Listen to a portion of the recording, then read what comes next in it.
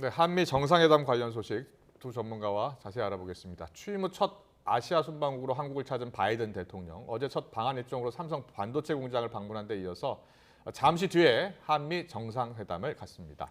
여러 부문에서 유난히 동맹을 강조하는 이번 정상회담, 어떤 의미인지, 또 향후 한반도 정세에 어떤 영향을 줄지 차두현 아산정책연구원 수석연구원, 그리고 박원곤 이화여대 북한학과 교수 두 분과 진단해 보겠습니다. 어서 오십시오. 어서 오십시오. 네, 안녕하세요. 안녕하세요. 한미 정상회담이 1시 반부터 시작되는데 한 90분 정도 진행될 것 같습니다. 우리 취재 기자 말로는 북한 핵 문제 그리고 경제 안보 협력 문제가 집중적으로 논의될 것으로 예상하더라고요. 네네. 어떤 합의문, 어떤 공동성명이 나올 것으로 예상하십니까? 공동성명문에서 말씀하신 두 가지가 가장 핵심이고요. 네. 그러니까 결국 경제와 안보 두 축을 어떻게 잘 한미가 이제 합의를 할 것이냐 거죠. 근데 어떻게 보면은 이미 어저께도 보여졌습니다만 삼성 공장을 방문한 그 의미는 한미 간의 이제 그 안보도 중요하지만 경제 분야의 측에서의 서로 간의 협력을 강화하겠다. 그것을 우리 정부는 기술 동맹으로까지 이제 칭하고 있는데요. 네. 그런 부분들에 대한 내용들이 공동성명에 들을 수 있는 거고, 그리고 어떻게 보면 한국 입장에서는 조금 더 중요한 게 우리가 생각을 해야 되는 게 워낙 북한의 위협이 강화되고 있는 이런 상황이기 때문에 어떻게 이 북한 위협을 대응할 수 있느냐, 이제 그게 확장 억제라고들 많이 얘기가 되고 있지 않습니까? 이제 그 내용들이 어느 수준에서 구체적으로 나올 것인가, 이제 그게 공동성명에서 가장 중요하다라고 생각합니다. 그렇군요. 예. 핵심 의제에 대해서는 잠시 후에 또 자세히 짚어보기로 네. 하고요.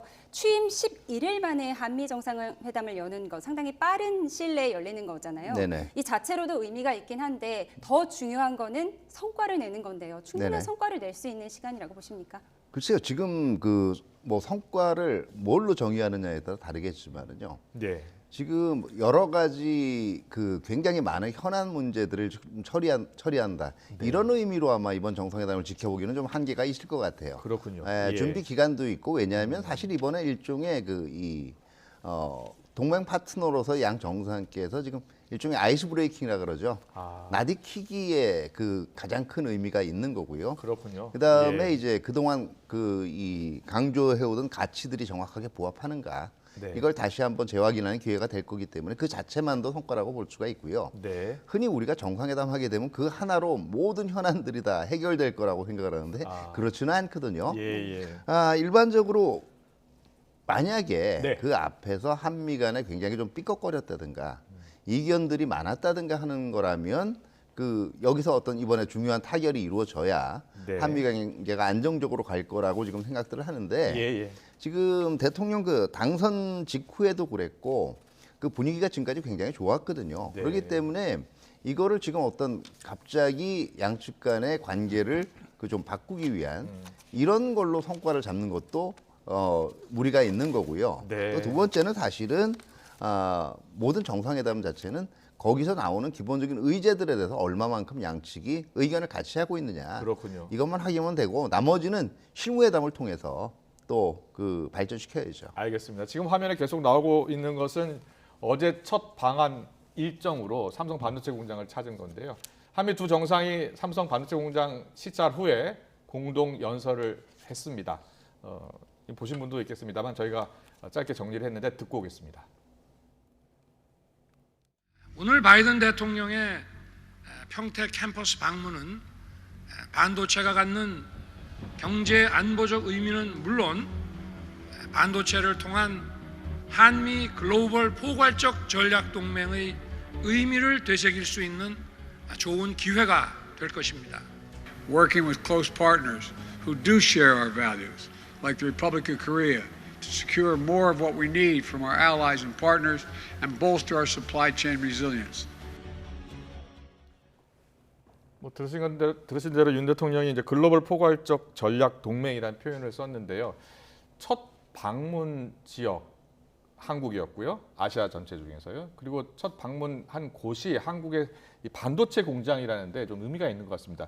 왜 반도체 공장을 찾았다고 보세요? 한미가 서로 간의 의견이 맞은 거죠. 네. 그러니까 중요하게 생각하는 바이든 행정부 특히 대통령의 개인적인 어젠다기도 한데 늘 이 반도체를 굉장히 강조하지 않았습니까? 작년 4월 달에 백악관에서 직접 그 반도체 회의를 주재하기도 했고요. 바이든 대통령이. 그렇군요. 그때 이제 삼성을 비롯해서 반도체 기업들의 다 초청을 받았고요. 네네. 이 공급망 재편이라는 큰 틀에서 접근을 하고 있습니다. 네. 왜냐하면 우리가 이 코로나 이 상황에서 공급망이 흔들리는 걸 경험을 했고 더불어서 우크라이나 전쟁이 시작이 되니까 다시 한번 이 공급망이 흔들리는 모습이 있고요. 네. 물론 거기에 가장 미국이 그 강조점을 두고 있는 것은 중국을 견제하겠다는 생각이 분명히 그 안에 같이 있습니다. 아. 그 반도체 부분에 대해서 특히 그것을 일종의 전략 물자로 생각하고 예. 반도체에 우리가 알다시피 메모리 분야는 70% 이상의 한국 기업이 이것을 생산하고 있지 않습니까? 그렇습니다. 물론 원천 기술과 반도체를 제조하는 그런 것은 이제 미국이 갖고 있으니까 네. 그렇기 때문에 한국의 입장에서도 미국의 원천 기술이 필요한 것이고 예. 또 미국의 입장에서도 한국의 제조 능력이 필요한 것이기 때문에 그것이 서로 맞아서 삼성전자를 첫 번째로 방문했다라고 생각합니다. 그렇군요. 차도현 박사님. 네. 그 앞서 우리 워싱턴 특파원이 전하기로는 미국 언론들이 다 이렇게 이야기하고 있다고 합니다. 이번 방안의 핵심은 중국 견제에 있다. 이렇게 네네. 표현을 했다고 하는데 그렇게 보십니까? 네, 지금 아마 그 이 글로벌 포괄적 전략 동맹이란 말 안에 보면 글로벌이라는 용어 자체가 네. 사실은 한반도 방위가 여전히 굉장히 중요한 과제이기는 하지만 그 세계적인 차원의 기여 그리고 지역 안정에 대해서도 그 이 협력을 해나가겠다라는 거라고 볼 수가 있고요. 예. 이 포괄적이라는 용어가 군사나 안보를 넘어서 경제, 과학기술 이 분야에서도 또 같이 공동 가치 이런 부분도 중점을 둬 나가겠다는 건데요. 네네. 아무래도 이제 그 우리하고 미국 간의 여러 가지 체제라든가 가치 면에서 공유하는 면이 많잖아요. 예. 민주주의라든가 시장 경제라든가 그다음에 인권 중시라든가 이런 분야들이 근데 또 이제 거기 대척 조금 이런 가치들에 대해서 껄끄러워하는 체제들도 있단 말이에요. 네. 그게 또 중국이고요. 그러다 보니까 자연스럽게 이게 중국 견제 동맹이 되지 않느냐 하는 얘기들도 나오는데 그렇군요. 기본적으로는 이렇게 의혹의 논조리를 가지고 보면 모든 양자관계, 다자관계가 특정인을 겨냥한 걸로 비춰질 수가 있는데요. 네네. 그게 외교예요. 아. 사실은 알면서도 그거를 그 얼마만큼 상대방을 인정하면서 넘어갈 수 있느냐. 네. 이게 외교적인 품격이고 예. 또 성숙도이기도 해요. 알겠습니다. 윤석열 대통령도 제로섬으로 보지 말아야 한다 이런 네네. 발언을 하기도 했는데요. 결국 이 안보 중심의 한미 동맹을 기술 경제 분야로 확장하는 의미라고 볼 수 있고요. 이번 회담을 또 마침 바이든 정부가 추진해온 인도태평양 전략의 핵심 정책 IPEF가 출범하게 됩니다. 사실 방한 일정 전부터 이 부분이 관심이었는데요. IPEF가 어떤 건지 먼저 짚고 넘어갈까요? 그러니까 인도태평양 경제 프레임워크이죠. 이게 처음 공식적으로 얘기된 것은 바이든 대통령이 직접 작년 10월 달에 동아시아 정상회의에서 이 얘기를 했습니다. 예. 그렇기 때문에 이것은 어떻게 보면 바이든 대통령이 개인적으로 그만큼 관심을 갖고 진행하고 있는 그런 아주 핵심 어젠다라고 볼 수가 있고요. 예. 그간 뭐 이미 언론에도 좀 나왔습니다만 문재인 정부 말기부터 IPEF에 관해서 한국과 이 협상을 시작을 했었죠. 논의가 네. 시작이 됐고 그래서 상당 부분 근접한 상황에서 지지난주에 IPEF에 또 핵심적으로 참여할 국가들이 아세안 국가들입니다. 워싱턴에서 바이든 대통령이 직접 아세안 국가들 정상을 초청을 해서 회의를 했죠. 네. 그리고 나서 다시 한국과의 최종적인 결정이 있다라고 하는데 아마 뭐 공식적으로 출범을 할 겁니다. 그 정확하게 몇 개국이 들어갈지는 조금 확인이 필요한 것이고요. 그리고 예. 그 내용도 아직 다 채워지지는 않았기 때문에 일종의 프레임워크로 시작하는 것은 맞다. 근데 여러 가지 얘기가 있는데 두 가지가 저는 핵심이라고 그 판단이 되는데요. 네네. 하나는 아까 잠깐 말씀드린 공급망, 세계의 공급망을 이제 미국과 IPEF에 참여하는 국가들이 중심으로 해서 공급망을 끌어가겠다라는 거고요. 예. 또 하나는 기술 표준이죠. 첨단 기술 산업들이 계속 나타나고 있는데 거기에 기술 표준과 규범을 미국과 IPEF 국가가 선점해서 끌고 가겠다. 근데 이것도 어쩔 수 없이 뭐 제로섬 게임이 아니다라는 얘기가 있습니다만 그 기저에는 중국을 견제하는 모습이 분명히 있습니다. 왜냐하면 네. IPEF 자체가 완전히 개방된 형태로 되는 것은 아니고 그 딱 핵심 국가들만 참여하게 돼 있기 때문에 그렇군요. 그런 면도 분명히 있다라는 것은 우리가 이해할 필요가 있다고 생각합니다. 알겠습니다. 공급망 확보 필요성 이 얘기를 하면서 조 바이든 미 대통령이 어제 연설에서 이렇게 이야기하더라고요. 우크라 전쟁이 공급망 확보의 필요성을 더 부각시키고 있다. 네네. 그러면서 우리 경제와 국가 안보는 그러니까 우리 가치를 공유하지 않는 국가들에게 의존하지 말자. 그러니까 가치를 공유하는 국가들끼리 하자. 네네. 이런 의미로 받아들여지잖아요. 네네. 그러니까 지금 참여하는 국가들을 보면 인도, 네네. 또 말레이시아 등 중국도 같이 하고 싶어하는 나라들이 포함되어 있지 않습니까? 네네. 중국이 굉장히 거부감을 지금 드러내고 있는 것 같아요. 그러니까 결국은 지금 이런 문제에 참가를 하느냐 안 하느냐 문제, 그리고 이게 누구를 자극하느냐를 판단할 때는 예.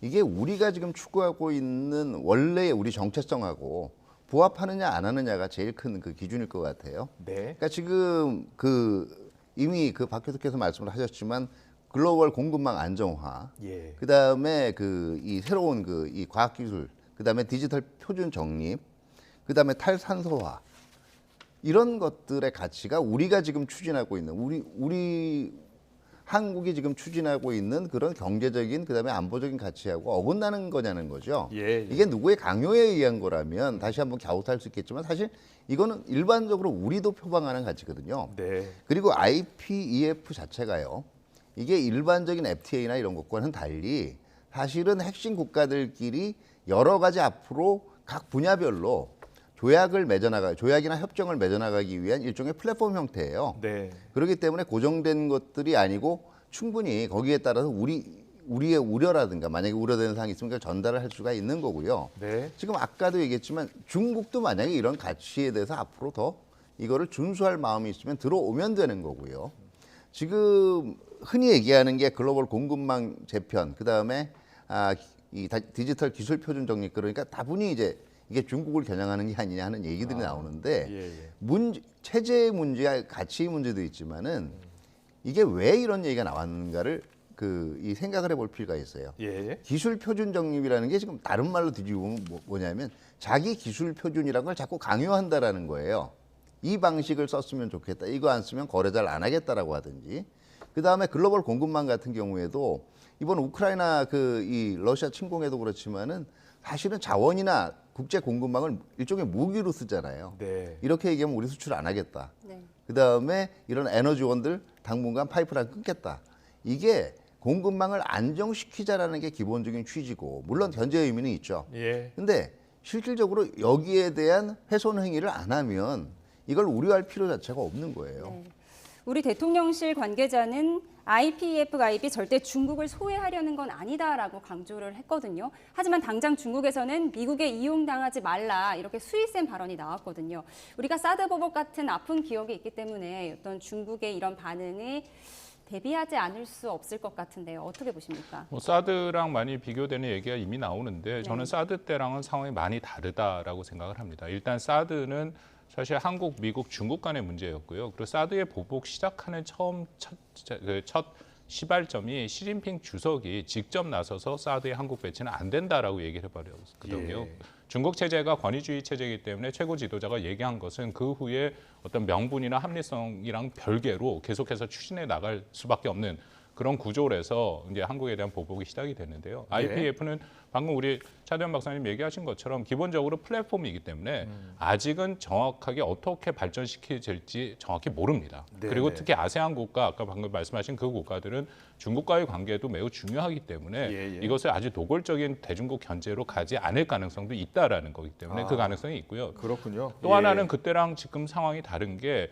사드는 한국 배치했을 때 사실 한국 내 국론이 분열됐지 않습니까? 사드 네. 배치와 찬성과 반대로 나뉘어져 있었거든요. 근데 지금 IPEF 같은 경우에는 한국이 가입한다고 거기에서 국내 여론들이 이건 안 된다라고 얘기는 못 합니다. 왜냐하면 이 공급망 자체에 우리가 만약에 안 들어가면 우리 산업에 미치는 부정적인 영향이 굉장히 크거든요. 이건 어쩔 수 없이 들어가야 되는 상황이고, 그렇다면은 만약에 중국이 IPEF를 관해서 더군다나 이게 8개 국가 이상이 참여를 하게 될 텐데 예. 한국을 특정해서 사드처럼 보복을 한다면 과연 국내 여론이 그걸 어떻게 수용할 것이냐. 최근 특히 반중 여론이 굉장히 높아지고 있지 않습니까? 예. 그러면 중국도 저는 걸 잘 알고 있다라고 생각이 되고요.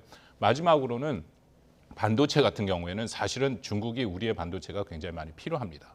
그렇기 때문에 이 보복을 하는 과정에서 자신들도 굉장히 큰 보복을 결정을 한다면요, 큰 손해를 감당해야 될 부분이 분명히 있다라는 거죠. 예. 그러니까 그런 걸 종합해서 볼 때는 뭐 그때 사드 같은 그런 상황이 쉽게 오지는 않을 것이다라고 생각합니다. 네, 알겠습니다. 계속해서 1시 반에 예정된 한미 정상회담 관련해서 이야기 좀 나눠보겠습니다. 한미 정상회담의 첫 주제로 북핵 문제 공동 대응 방안에 대한 이야기도 나올 것 같다라고 하는데요. 일단 들리는 소식에 의하면 바이든 대통령의 방한 기간에 북한이 7차 핵실험 가능성이 있고 또 ICBM 시험 발사도 나설 가능성이 있다. 이런 발표가 양국 정보 당국에서 동시에 나왔거든요. 그럴 가능성이 있다고 보십니까? 현재로서는 좀 조심스럽긴 한데요. 네. 왜냐하면 그 북한의 행위를 볼 때는 우리가 좀 전례를 봐야 되는 부분이 분명히 있습니다. 예. 그 의미는 미국 대통령이 한국에 방문한 그 기간 중에 북한이 도발을 했던 사례는 거의 없습니다. 그렇군요. 그렇기 때문에 왜냐하면 미국 대통령이 온다는 것이 단순히 오는 것이 아니라 특히 한국의 북한의 이런 도발 가능성이 높아진 상황에서는 전략 자산이랑 이 대비 태세가 굉장히 격상돼 있는 상태거든요. 그래서 항공모함 전단이라든지 다 움직임이 있기 때문에 이런 상황에서 북한이 섣불리 도발을 했다가 자신들이 계획하지 않은 형태로 도발이 이어지면은 거기에 대한 대응을 받기 쉽죠. 그렇기 때문에 그런 부분들은 좀 조심하는 모습이 보일 것이다라고 예상을 합니다. 그렇군요. 예. 도발 가능성을 보는 이유 중에 하나가 네. 연료 주입을 마쳤다. ICM에 연료 네네. 주입을 마쳤고 액체 연료를 주입하면 2, 3일 내에 써야 한다. 예, 이런 보도들이 나오고 있는데요. 이 부분은 어떻게 짚고 네, 계십니까? 그러니까 이 액체 연료를 주입했다는 것 자체가요. 지금 다단 미사일이라는 얘기고, 그러면 중거리 이상이란 얘기예요. 네. 보통은 이제 단거리는 요즘은 이제 고체화로 많이 돼 있거든요. 예.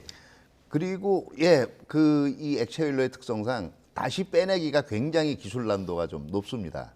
그러니까 일단 주입하고 나면 2, 3일 내에 발사하는 것이 효과적인데 네. 제가 보기엔 시점이에요. 지금 아마 오늘 내일 발사를 만약에 정말 발사를 한다면 네. 발사를 하기보다는 바이든 대통령이 쿼드 정상회의 참석차 일본에 일단 도착한 이후에 하거나 아니면 이제 이 바이든 대통령이 귀국한 직후라든가 아니면 미국에 도달한 이후에 그러면 조금 아마 발사 기간이 지연되기는 하지만 완전히 위험한 정도는 아니에요. 네. 그리고 2, 3일 내에 만약에 정말 주입을 끝내고 발사를 한다라고 할 경우에도 흔히 얘기하는 고각 발사라고 하죠. 그러니까 이 사거리가 상대적으로 낮아서 일본 근해라든가 이렇게 확장된 데게 떨어지기보다는 동해상에 떨어지는 쪽으로 발사를 조정을 하지 않을까 싶고요. 네. 전반적으로 지금 돌아가는 상황에서는 제가 볼 때는 특히 바이든 대통령 방한 중에 도발을 갈 가능성은 낮다고 보는데 네. 뭐 지금 최근 북한 내 오미크론 얘기도 나오잖아요. 일단은 내부 문제에 집중하겠다라는 것도 있지만 네. 이 오미크론 통계를 얘기한 것 자체가 하반기 정도 들면 명분을 만들어서 대화도 동시에 추진하겠다는 보관도 있는 거거든요. 그렇군요. 예. 그렇기 때문에 아예 그 가능성을 막아버리는 행위를 하기에는 한계가 있을 거예요. 북한의 도발에 대비해서 사실 스텔스 전투기 수십 대, 실은 항공모함, 또 공중주의 통제기, 미국의 핵심 전력이 지금 한반도 주변에 배치돼 있잖아요. 이것 또한 북한으로서는 부담이 아닐 수 없지 않습니까? 그렇습니다. 북한이 그러기 때문에 특히 한미가 연합훈련을 할 때도 북한은 도발을 연합훈련이 끝나거나 연합훈련 전에 도발을 하는 부분이 있거든요. 예. 말씀드린 것처럼 북한의 도발이 고각으로 발사한다는 게 이렇게 올라가서 떨어지는 건데 기술력이 완벽하지 않으면 이게 잘못하다가는 자신들이 원래 예상했던 지역이 아닌 곳에 떨어질 수도 있고 그 과정에서 한미연합이라든지 일본까지 거기에 대한 대응을 할 수도 있다라는 부분이 있고요. 네. 말씀하신 것처럼 북한의 입장에서는 근데 지난 3월 24일이죠. 화성 17. 우리 정보당국은 화성 15로 판단하는 ICBM을 발사하고 나서 그것은 사실 북한이 2018년 4월 달부터 약속했던 핵과 대륙간 탄도 미사일 시험에 대한 모라토리움을 깬 거거든요. 네. 그 이후에는 언제든지 북한이 ICBM이나 핵 테스트를 할 수 있다라는 것은 분명합니다. 예. 다만 그것은 아까 우리 차대현 박사님 말씀하신 것처럼 시점이 어떻게 될 것이냐. 특히 이 코로나 상황이라는 것은 북한 주민에 대한 안녕도 있지만 이게 북한 체제에 대해서 굉장히 큰 위협이 되는 요소거든요. 그렇군요. 이것을 제대로 통제하지 못할 경우에는 결국 북한 주민들의 어려움과 불만이 체제로 갈 수 있는데 이런 상황에서 미사일을 쏜다라는 것, 그게 과연 북한 주민들은 어떻게 이해할 것이냐. 이제 그런 부분에 대해서도 평양도 고민이 좀 있을 것이다라고 생각합니다. 차량 박사님, 만약에 북한이 그럼에도 불구하고 도발을 할 경우에는요. 지금 네. 미국 대통령이 방한 중이고 네네. 국가안보보좌관도 함께 왔습니다. 한미가 공동 대응하는 모습, 플랜 B도 준비를 해놨다라고 하는데 맞습니까? 네, 그렇죠. 일단은 이제 가장 먼저 행할 수 있는 것이 이제 전략 자산의 시연이에요. 그러니까 이제 여기서 더 추가적인 행위를 하게 되면 네. 이제는 거기에 대해서 분명히 우리도 군사적으로 대응할 준비가 돼 있다라는 걸 시연을 하는 게 되겠고요. 두 번째는 이제 보통 얘기하는 우리도 이제 과거 같은 경우에는 북한이 주요 무기를 실험을 한 이후에는 우리 미사일 능력이라든가 이런 거에 대해서 데몬스트레이션을 하지 않았습니까? 네. 이런 것도 얘기가 될 거고요. 그 다음 자체가 이게 이미 모라토리움을 위반하긴 했지만 분명히 유엔 안보리 결의안 위반이란 말이에요. 그렇습니다. 근데 예. 그동안은 우리 정부가 사실은 이 문제를 당사자임에도 불구하고 이전 정부까지는 유엔 안보리에다가 직접 회부를 한다든가 이런 거에 대해서 소극적이었거든요. 예. 이제 한미 정상이 이번에 회동을 하는 자리이기 때문에 한미가 공동으로 이 문제를 유엔 결의안 위반으로 안보리에 회부할 수도 있겠죠. 그렇군요. 예. 유엔 결의안 위반까지 말씀을 해주셨는데 그럼 오늘 회담에서 실질적인 대북 억지력 방안 당연히 담기겠죠. 구체적으로 어떤 방안들이 담길까요? 근데 지금 이미 이 확장 억제 전략 협의회라는 것이 신정부 출범 이전에 이 대미 정책 협의단이 이 워싱턴을 방문했을 때 합의가 된 바가 있거든요. 그러니까 이제 앞으로 이 확장 억제의 강화 문제를 계속적으로 공동으로 강구해 나가기 위한 협의회 문제가 협의회 지속 가동의 얘기가 나올 수가 있고요. 네. 그리고 이제 앞으로 어떤 방식에 맞춰서 일종의 로드맵이라 그러죠. 네. 확장 억제 능력을 점진적으로 강화시켜 나가겠다. 네. 여기에 대한 이제 비전도 얘기가 될 수가 있을 겁니다. 그렇군요. 앞서 이제 트럼프 정부 때는 북한의 김정은과 두 차례 트럼프 대통령이 만났습니다. 그래서 탑다운 방식으로 북핵 문제를 해결하려 했는데 지금 사실상 실패를 한 것이고요. 과거 오바마 정부 때는 전략적 인내 이 정책으로 사실상 북한과 대화를 거의 하지 않았잖아요, 표면적으로. 그럼 바이든 정부와 우리 정부는 앞으로 어떻게 북핵 문제를 해결하기 위해서 머리를 맞댈 것으로 보세요? 북핵 문제는 지금 두 가지로 우리가 좀 대응을 해야 되는데요. 네. 첫 번째는 일단 북한이 끊임없이 도발을 하고 아까 말씀드린 것처럼 앞으로도 도발을 분명히 할 겁니다. 예. 그것을 일단 멈추게 해야 되는데 이게 굉장히 어려운 부분이죠. 우리 한미가 국제사회에 협력을 합니다만 사실상 이 도발을 멈추게 할 만한 마땅한 수단이 없습니다. 그렇기 때문에 북한은 지속해서 이 도발할 가능성이 있고요. 네. 그러면 두 번째로 북한의 도발이 계속되면 그만큼 한국에 대한 위협이 커질 거기 때문에 우리가 거기에 대해서 대응을 해야 되는데 그래서 확장 억제 협의체가 다시 얘기가 되는 것이죠. 근데 그거를 최대한 제도화하고 고도화하는 작업들은 분명히 필요하다. 그러니까 더불어서 북한의 고도화된 핵들, 그 핵의 대부분은 사실은 사거리상으로 보면 한국이랑 일본, 괌을 주로 타격을 하는 그런 미사일 종류입니다. 그렇기 때문에 우리의 입장에서는 핵이 없고 특히 미국의 확장 억제에 이렇게 기대고 있는 이런 상황이기 때문에 이번에 어떻게든지 이것을 좀 더 제도화해야 할 필요성은 있다라고 분명히 판단은 됩니다. 아마 공동성명에 얘기가 나올 텐데 그 네. 부분이 우리의 입장에선 가장 중요한 어젠다가 되겠죠. 그렇군요. 예. 네, 이번에 공식 의제는 아니지만 우크라이나 무기 지원 문제도 한번 짚어볼 필요가 있을 것 네네. 같습니다. 네, 미국은 다양한 외교 국방 채널을 통해서 동맹국들의 무기 지원을 요구해왔지만 우리는 지난 정부까지는 사실상 거부하지 않았습니까? 네네. 네, 이 부분은 어떻게 예상하시나요? 근데 제가 볼 때는 아마 더 긍정적인 검토를 할 수가 있다라고 생각을 하고요. 예. 근데 이게 지금 좀 시간을 요하는 문제예요. 왜냐하면은 지금 직접적으로 아마 우크라이나에 무기 지원을 하지 않을 경우에는 그동안 미국에서 얘기하는 다른 대안으로는 일단 미국 측에 무기나 장비를 제공을 하고 미국이 이걸 다시 우크라이나에 제공을 하는 방식인데요. 이럴 경우에는 아마 우리 한미 군수 지원 협정도 그렇고 제도적인 틀을 약간 손을 봐야 될 거고요. 네. 여기서 또 한 번 중요한 거는 우리가 방법을 찾아보기 위해서 부단히 노력을 해왔다라는 걸 보여줄 필요가 있어요. 그리고 가능한 한 직접적으로 당장 전투 무기가 아니더라도 우크라이나 전쟁에서 굉장히 기묘한 지원을 지금 준비를 하고 있다는 건 대표적인 것이 이제 야전 병원이라든가 야전 휴양소 같은 문제들이에요. 왜냐하면 현재 우크라이나 전쟁 양식을 보면은요, 굉장히 선전을 하고 있지만 우크라이나인 군들도 야금야금 소모돼가는 형국이기 때문에 네. 지금 나중에 이대로 가면은요, 무기하고 장비를 갖다 줘도 운용할 병력이 지금 모자라서 곤란을 겪을 수가 있거든요. 예. 그렇기 때문에 되도록이면 제한된 병력들을 덜 다쳐도 빠르게 회복될 수 있게, 그래서 전선으로 투입될 수 있도록 하는 제반 지원 장비라든가 아니면 시스템에 대한 지원도 지금 한번 검토를 해봐야 될 필요가 있고요. 네. 또 민간인들이 피해를 보고 있잖아요. 그러니까 민간인 군인들이 모두 혜택을 입을 수 있는 품목들, 전투식량이라든가 이런 거는 언제라도 지금 지원이 가능하거든요. 네. 그러니까 더 적극적인 자세로 나설 필요가 있는 거죠. 네. 차주현 박사님은 이제 뭔가 정책적으로 좀 변화가 있을 것 같다, 좀 적극적인 지원이 있어야 될 것 같다, 이런 취지로 말씀하셨는데 동의하십니까? 네, 저도 그렇게 판단을 합니다. 예, 왜냐하면 윤석열 정부가 표방하고 있는 것이 글로벌 중추국가라는 표현이 나오죠. 예. 그 의미는 우리가 국제사회, 세계 정치에서 이전보다 훨씬 더 적극적으로 또 우리가 할 수 있는 만큼을 하겠다. 네. 대한민국의 국력을 보면 우리가 군사력 세계 6위에 경제력은 10위권입니다. 이 예. 정도면 우리는 굉장히 강한 국가라고 해도 이건 과언은 아니고 그렇기 때문에 이 국제 문제, 특히 우크라이나의 전쟁이라는 것은 푸틴이 굉장히 그 옆에 주권국을 불법 침공한 국제사회 규범의 근간을 흔드는 분명히 불법 행위거든요. 네네. 그러니까 여기에 대해서 우리가 글로벌 중추 국가로서 적극적으로 지금보다는 이 대응을 하는 것은 필요하다라고 생각이 되고요. 구체적인 처방은 저도 차대현 박사님 의견에 동의를 합니다. 우리가 이 군사적인 부분도 있지만 비군사적인 부분도 충분히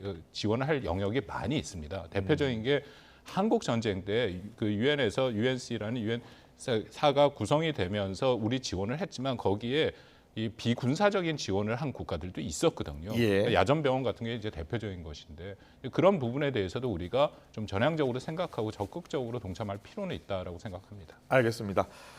한미 정상회담 의제 그리고 또 어떤 합의가 예상되는지 두 전문가와 함께 들어봤고요. 바이든 미 대통령이 1시 반부터 윤석열 대통령과 한미 정상회담을 갖습니다. 관련 속보는 이어지는 뉴스 시간에 계속 전해드리겠습니다. 지금까지 차두현 아산정책연구원 수석연구원이었고요. 박원관 이화여대 북한학과 교수였습니다. 잘 들었습니다. 고맙습니다. 네, 감사합니다.